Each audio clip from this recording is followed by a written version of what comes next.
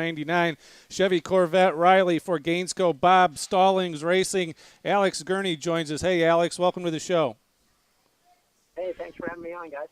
Absolutely. Hey, congratulations on the win down in Texas.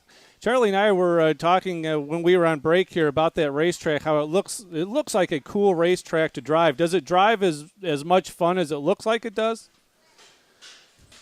Yeah, I mean, it really does. 20 corners, so it's got a little bit of everything. And, wow, I mean, we put on a great race, I thought. Kind of a classic Grand Am battle. And, you saw a lot of passing and a lot of bumping and banging. So, I think we put on a great show. What is it about that car, about that DP car, that makes for such good racing? Charlie and I, this is a mostly NASCAR show, but our passion is road racing, just so you know where we're at. And we just spent the first half hour of the show complaining about how unracy the NASCAR is, and yet the DP car that you guys race is so racy all the time. What is it about that car that makes it so much fun to drive? Well, I think Grand Am just got the formula right. A lot of cars kind of rely a little too much on aerodynamics, and maybe the tires are too good in certain situations, and so ours, I think, just have just the right mix. So the aero doesn't play that much of a factor, and the tires fall off enough to where the driver's a lot in play, and the cars can follow each other pretty closely without losing the air from the guy in front. Alex, this is Charlie. How much has that DP car changed from when it first came out? It was the looks have certainly changed. It's I think a much more attractive race car now than it was the first couple of years. But how has it changed as far as drivability and the racing experience? It hasn't changed that much. I mean, I first got in one, started racing in 2005. And the chassis has stayed, very similar. Obviously, the body style is totally different, and Grand Am kind of changed their idea as far as that greenhouse, which I don't think a lot of people like. Right. I think the original intent was to be able to have the driver take off his helmet when he's inside the car, and that was a safety issue, I think, and I think they kind of rethought that, and now you have a car that just looks really nice, in my opinion, especially the Corvette. So overall, the car has not changed that much. A few aerodynamic tweaks, but for the most part, it looks like they got the formula right the first time. Now, how I don't know if worried is the right word, but that's the word I'll use. How worried are you that with the merger and what's going to happen with the two sports car series coming together and actually racing together next year, that whole formula will get screwed up? Because we fear it. Yeah, well, I'm a little worried, but not too much. I mean, I've heard a few things of what they're thinking about, and I don't think the DP formula will change much. It might have a little more horsepower and slightly better tire, but I think you'll still see the same type of racing that we've been putting on. It might even be a little more driver dependent still. So I think they're still on the right track. We're talking with Alex Gurney, and I think it's interesting, Alex. When I was looking at your bio, you didn't get into this racing thing at 2 years old or 3 years old or 6 years old. You're a late comer to this whole thing, aren't you? Yeah, I definitely am. I mean, it's a different path than I think a lot of guys. My parents really weren't all that interested in me driving, and I think both my parents, having lived through the 60s in Formula One life, got their, I think their full fill of danger, and that kind of, solidified that idea of me not driving. But eventually I won them over, and I basically started right out of college, so very late bloomer, I think.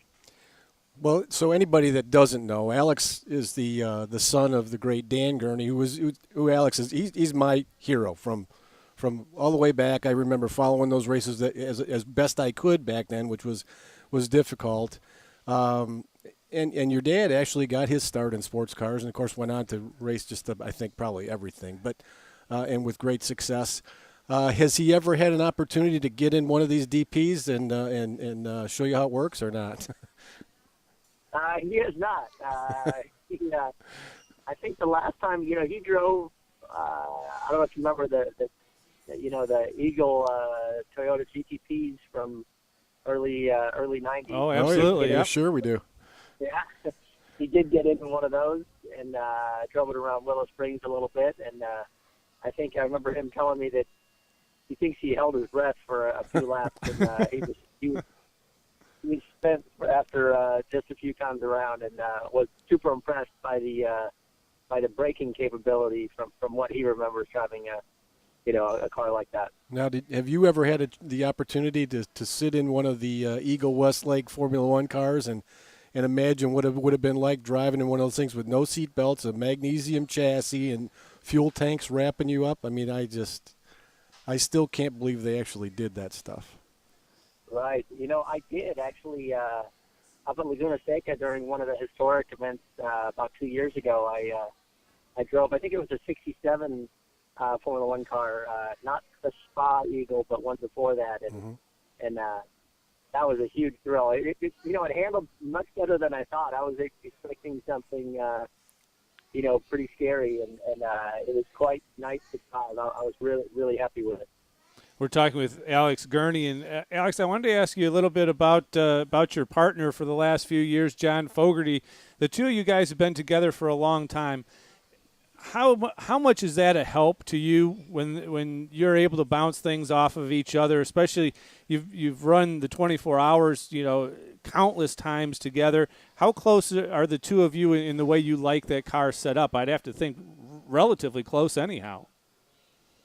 Yeah, I mean, that's been a big plus, I think, for our team. I think, John and I are really good friends and have built up a lot of trust over the years. And, we still try and outdo each other all the time. But, yeah. We're really open about our, looking at the data and talking about what we do on the track. And I think we've lifted each other's games in a big way. And I think we're the longest running pairing, I think, in Grand Am. So I think there's a reason for that. When you guys go to put together, obviously you and John run together most of the year. When you go to put together that team, you're going to add two guys usually. Do you and he have input as to who the other two are going to be at all, or is that something that Bob Stallings does? How does that whole dynamic work? We do have input, and Bob is really good about including us in those kind of decisions, and wants to make sure that everybody's happy with how that unfolds. So we're definitely involved, and we love to kind of promote Americans, and that's something we've always done in our team, and we've always had an all-American lineup. So we usually start there, and I think that's a rare thing for teams these days. But we love that we've been able to do that, and had amazing guys like Jimmy Johnson and Jimmy Vassar, and this year Darren Law and Mamo Gidley. So a lot of strong, experienced guys. Worked out well. On that race, I know everybody has a different way they get through that. What everybody thinks of as 24 hours, but is more like a 36-hour race by the time you kind of put everything together. How do you get through that race? How much sleep time do you get? What do you try and do once you're out of your stint? Going into it, I kind of just know that I'm not going to sleep much, so you don't really miss it. And especially if you're in contention for the win, or in the first few guys, you're I don't know. For me, I go back to the bus, and I'm on the computer and looking at everyone's lap times and seeing how the race is unfolding, and watching it on the Speed Channel. So I usually don't sleep much, maybe an hour or two. Wow, cool, Alex. Alex, I really want to thank you because I was watching the Grand Am race at Circuit of the Americas, and when that ended, I sent Steve a text that said, "Man, I'd really like to get Alex Gurney on the show." And I know how busy you are, and I know you've got some sick kids that you're dealing with there. Thanks for your time this week. We really appreciate it, and we kind of got our road race fix in for for the month. All right, thanks so much, guys. Yeah, kids are feeling better, so we're all good out here in California. Hey, deal. excellent. Thanks, Glad to hear it. Thanks, Alex. We'll talk to you again, man. Best of luck. Thanks a lot. All right. All right, Alex Gurney. There you go. And that's a true story. That's a big get for me because I sent Steve the text right as Gurney was waving the checkered flag above the podium at that race. I Now said, the I only really thing would left like to is get his dad on. Yeah, I'm working on that.